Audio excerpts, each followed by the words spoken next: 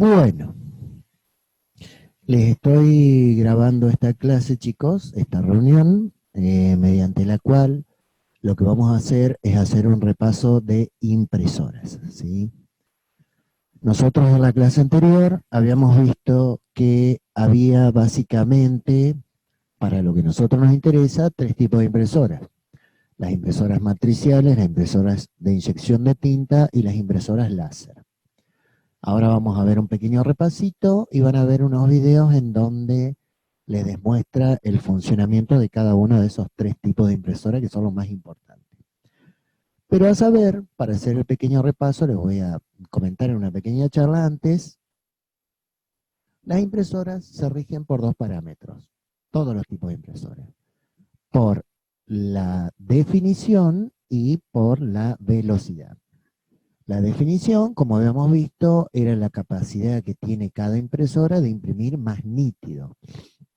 O sea, esto es en una pulgada, que habíamos dicho que era 2,5 centímetros por 2,5 centímetros aproximadamente, todos los puntos que puede imprimir en esa pulgadita de papel, mientras más puntos sean, más definición, o sea, más clarito va a imprimir.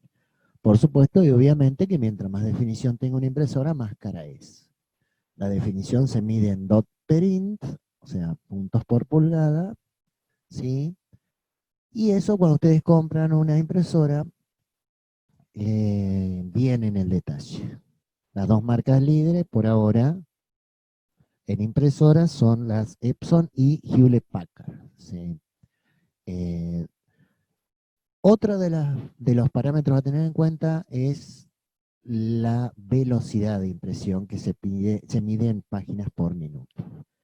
Mientras más rápida sea la impresora, también más cara va a ser, porque se supone que vamos a tener el producto terminado, la impresión en papel, mucho más rápido. ¿Sí?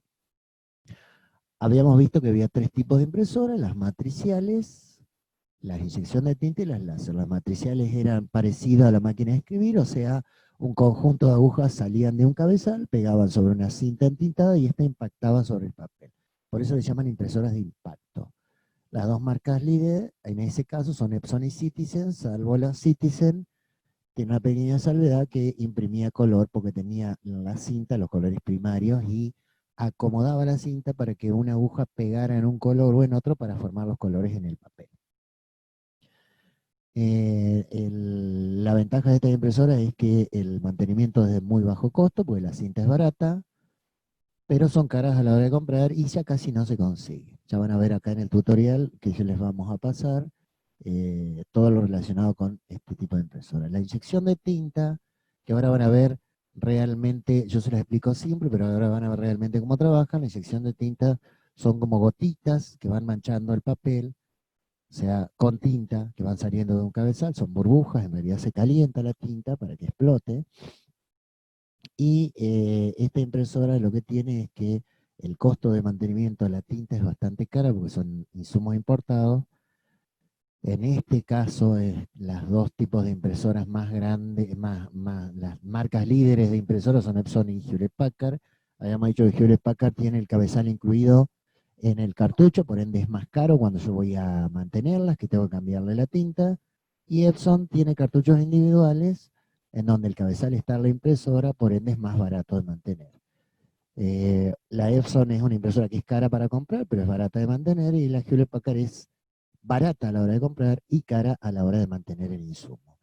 La diferencia radical es que cuando yo en la Hewlett Packard cambio todo el cartucho, renuevo la impresora, por eso es cara.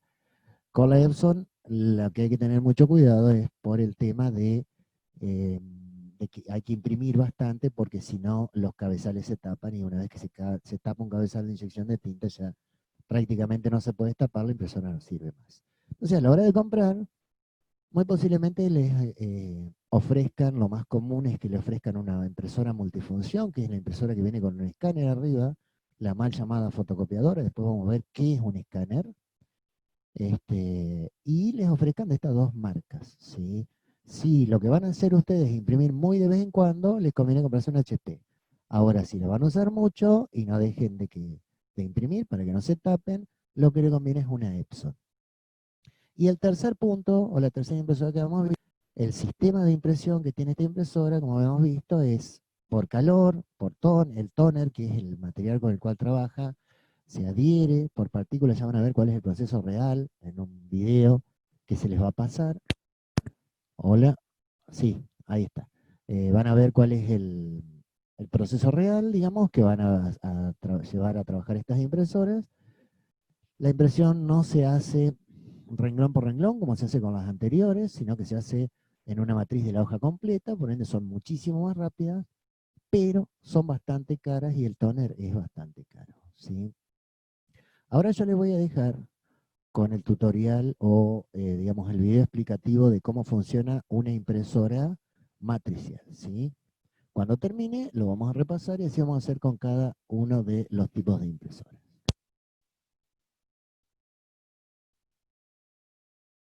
Hola amigos, hoy vamos a hablaros sobre un producto que está prácticamente obsoleto, pero que se sigue utilizando. Son las impresoras matriciales. Hoy en día, salvo en el sector del transporte, hay realmente pocos sitios donde se sigan utilizando máquinas de estas. Pero lo cierto es que en su momento fueron los únicos dispositivos capaces de imprimir aquello que necesitábamos. Si no sois muy jóvenes, supongo que recordaréis todavía los listados pautados, esos inmensos listados. Todavía no existían ni PDFs, ni hojas de cálculo, ni cosas de ese estilo, y lo único que teníamos para trabajar y manejar datos pues era prácticamente los listados que nos sacaban este tipo de máquinas.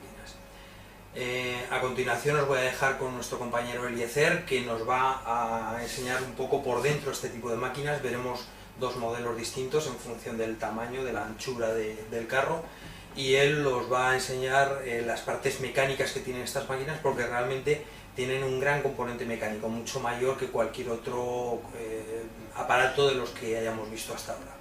Os dejo con él, gracias.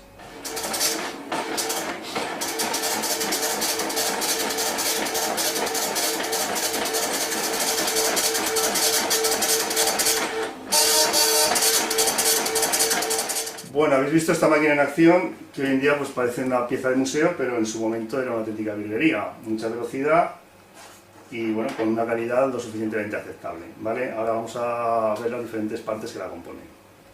Bueno, esta máquina, la principal característica que tenía era la utilización de papel continuo. Este papel trempado con agujeritos que me imagino que conoceréis. Entonces, este papel continuo para alimentarla se ayudaba de los tractores que estáis viendo en la imagen, ¿vale? Bueno, vamos a empezar a desmontar la máquina para que veáis las diferentes partes. Quitamos la tapa superior.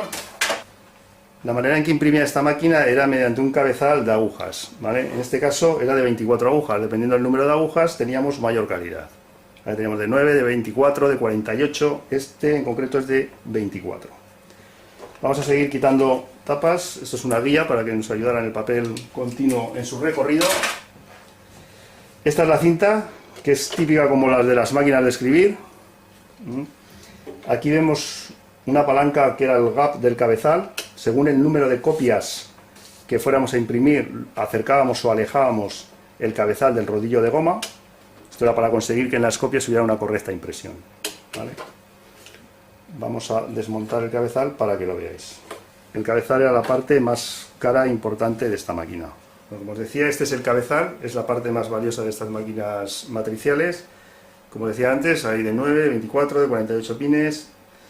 La jugada habitual de estos cabezales era que con el uso pues alguna de las pines se partiera y entonces aparecieran blancos en la escritura, ¿vale? También había que limpiarlos regularmente, se limpiaba con una solución de alcohol y bueno, quedaba muy bien. Vemos aquí en la parte derecha una palanca con la cual elegiríamos el origen del papel, ¿vale? En este caso es el que está seleccionado, son los tractores que tenemos.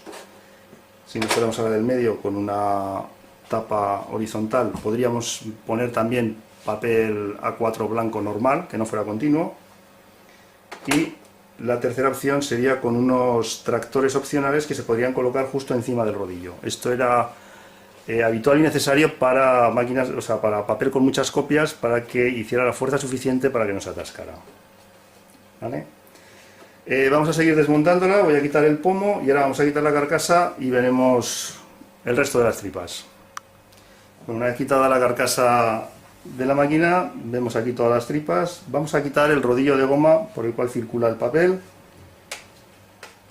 Simplemente lleva dos palanquitas que lo sujetan. Bueno, y como veis, todos los piñones a ambos lados, que con el motor correspondiente que está fijo al chasis nos hace mover el rodillo, ¿vale?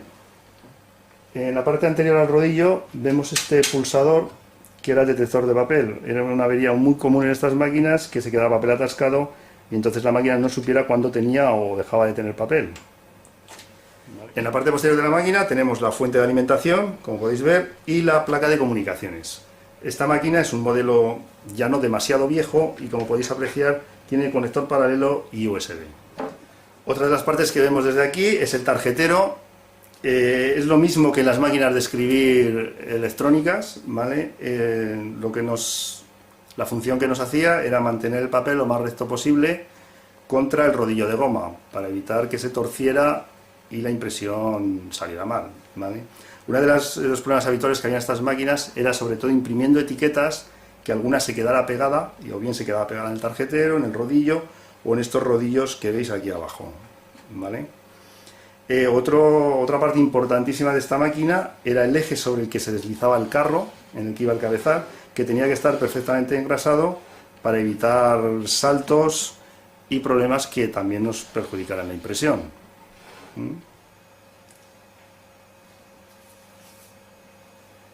En este lateral de la máquina vemos el motor, que era el encargado de mover toda esta serie de engranajes y piñones para mover el rodillo de goma para hacer avanzar el papel. Hay que tener en cuenta que, como veis, el 80% aproximadamente de esta máquina son partes mecánicas, ¿vale? La gran virtud de esta máquina era trabajar a gran velocidad y con una muy buena precisión, como todos hemos podido apreciar en los listados que sacaban, ¿vale? Su componente lógico pues es apenas el 20%. La máquina que hemos visto anteriormente era de 80 columnas, la longitud del carro. También existen impresoras matriciales de 136 columnas, ¿vale? Estas se utilizaban pues para papeles especiales. Había formatos oficiales que había que imprimirlos en este tamaño, por ejemplo, ¿vale? Y bueno, como veis, la máquina es prácticamente la misma, pero lo único con el carro más ancho. Bueno, amigos, quizás el tema que hemos tocado hoy a alguno le parezca muy prehistórico, muy del siglo XX, pero os puedo asegurar que máquinas de este estilo siguen funcionando hoy en día en determinados sitios. En aquellos en los cuales necesitan una gran velocidad de impresión o en los cuales necesitan tener varias hojas que se autocopien con el conocido papel autocopiativo, siguen utilizando máquinas de este estilo porque es lo que más práctico resulta. Ni que decir tiene, por supuesto, que están llamadas a extinguirse poco a poco, pero os aseguro que hoy por hoy hay sitios donde siguen funcionando. Os esperamos para próximos capítulos y esperamos que todo esto haya sido de vuestro interés. Muchas gracias. Bueno, a ver, eso fue un resumen muy práctico de lo que es una impresora matricial, el funcionamiento de una impresora matricial. ¿Sí? No se vio ahí cómo se imprime, pero se vieron cada una de las partes de la impresora. Se vio también el papel, ese papel que ustedes estaban viendo ahí, es un papel que se llama papel continuo, que se usaba antes, lo utilizan mucho los contadores, todo ese tipo de gente. Ahora lo que vamos a ver, en este caso, sería el sistema de impresión de la inyección de tinta, ¿sí? Si ustedes me dan un segundito, yo estoy cargando el video, ¿sí? Y ahora voy a compartir la pantalla para que ustedes vean cómo es el sistema de impresión de una inyección de tinta o una chorro de tinta también. En el primer video, en la introducción, que se me cortó, Tuve que reiniciar, pero voy a unir los dos videos, el introductorio que hice al principio más para que quede todo continuado. Así que ahora voy a proceder a compartir la pantalla de la impresión de inyección de tinta. Ahí va.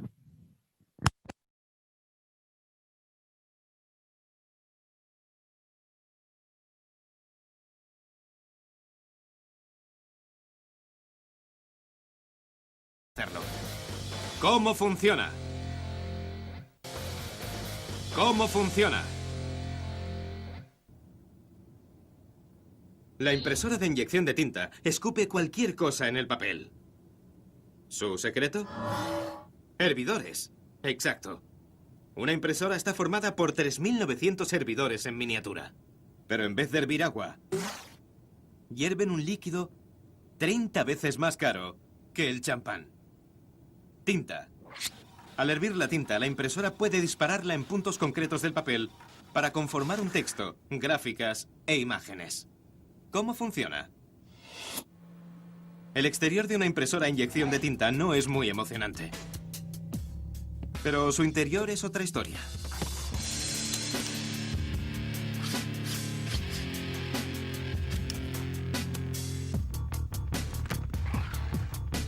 Lo primero es el papel. La bandeja de papel alimenta la impresora.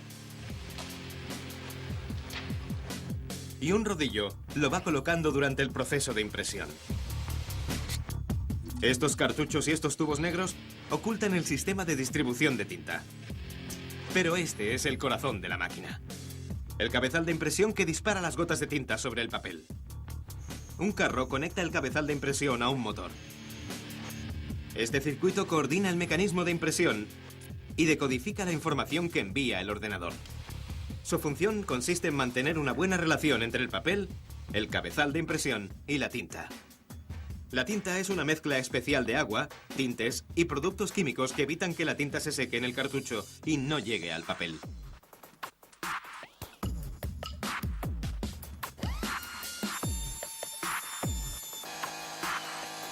La tinta es un líquido muy preciado y cuesta unas 30 veces más que el champán.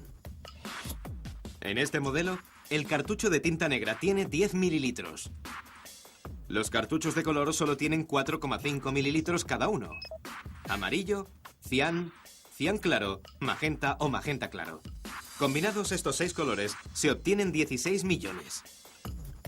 Cuando 4,5 mililitros de tinta en un solo cartucho dispara 900 millones de gotas, suficientes para imprimir cientos de páginas, ¿cómo lo hace? El papel principal es para 4 motorcitos. Un motor para la bandeja de papel. Otro que mueve el rodillo, que lleva las hojas hacia la impresora. El tercero mueve el cabezal de la impresora de un lado a otro del papel y este activa la bomba de tinta. Los 4 motores se coordinan para que todo salga a la perfección. Y la operación se lleva a cabo cuando el cabezal de impresión entra en juego. El cabezal es de silicio, fácil de modelar y esculpir, que se introduce en las 3.900 boquillas del cabezal. Estos son los 3.900 hervidores que hierven la tinta. Hay 650 boquillas o hervidores por cada color de tinta y cada agujero es para un solo color. Las boquillas funcionan como teteras. En su interior, la corriente eléctrica calienta enseguida la pieza diminuta. Cuando está muy caliente, la tinta hierve y se evapora. Por lo tanto, se expande. Al expandirse, obliga a la gota de tinta a salir de la boquilla. El calor desaparece. La burbuja explota y la tinta fresca del cartucho se apresura a rellenar la boquilla. Ocurre increíblemente rápido. Cada boquilla dispara 24.000 gotas de tinta de color por segundo. Y cuando se trata de tinta negra, la boquilla dispara 36.000 gotas por segundo. Pero la velocidad no lo es todo. El ritmo también es crucial. Cada gota ha de dispararse en el momento exacto para conformar el texto y las imágenes en la página. Cuando el cabezal pasa a 1 milímetro del papel, El circuito impreso orquesta la secuencia de disparos de tinta para que los millones de gotas individuales siempre caigan en su sitio. Vaya, esto sí que es eficiencia. De repente, este objeto de oficina tan familiar ya no resulta tan aburrido. Imaginaoslo. 3.900 servidores minúsculos que calientan la tinta hasta que hierve y sale disparada hacia el papel. La impresora de inyección de tinta sí que sabe cómo dejar huella.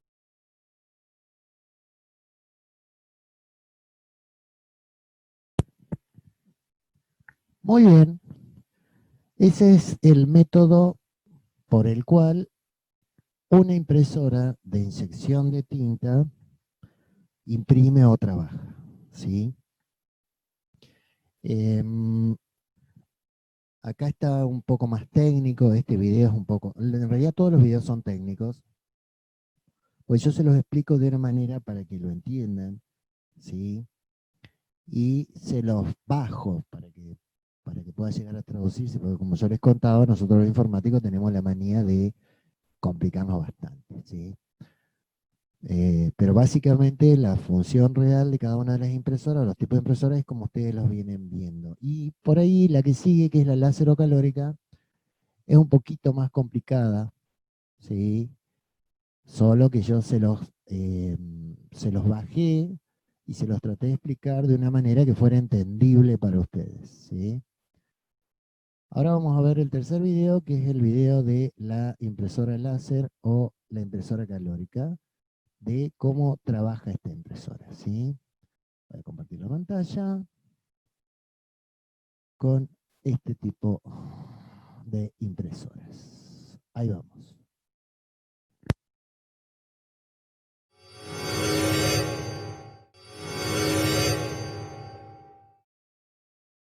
Para entender completamente cómo la impresión en color es técnicamente compleja, echaremos un vistazo al proceso electrofotográfico.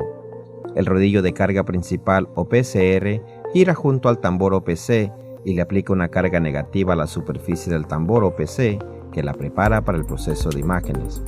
El tambor OPC se expone a la luz láser que forma la imagen. Esta zona está cargada de forma más positiva que en las áreas no expuestas al láser. El tóner es agitado en la tolva. El rodillo de alimentación recoge el tóner, moviéndolo a la superficie del rodillo revelador. Luego la cuchilla dosificadora lo nivela a la altura precisa. Mientras el tóner se traslada de un componente a otro, una carga negativa es desarrollada, la cual es atraída por la imagen con la carga más positivamente en el tambor OPC. El tóner en el tambor OPC entonces es transferido a la cinta o correo de transferencia intermedia. Este proceso ocurre dentro de los 4 cartuchos de color en todas las impresoras láser.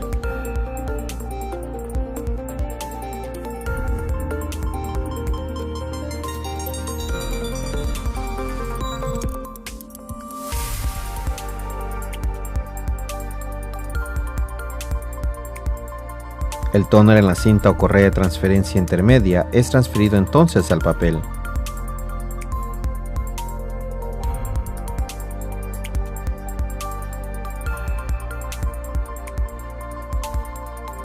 El papel con el tóner luego pasa a través del dispositivo de fusión en el que se funde y se fusiona con el papel. Cualquier tóner restante en el tambor OPC es removido y depositado en la tolva de residuos por la navaja limpiadora. La imagen latente sobre la superficie del tambor OPC es borrado por el PCR. Cualquier exceso de tóner no transferido al tambor OPC es removido de la superficie del rodillo revelador por el rodillo alimentador y devuelto a la tolva de tóner.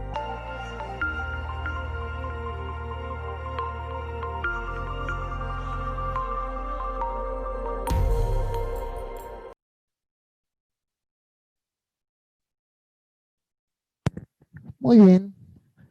Ese es el funcionamiento de las impresoras matriciales de las impresoras láser o calóricas, ¿sí? Con tóner. Con esto damos por terminado la clase de repaso de impresoras y en la próxima clase lo que vamos a ver es monitores.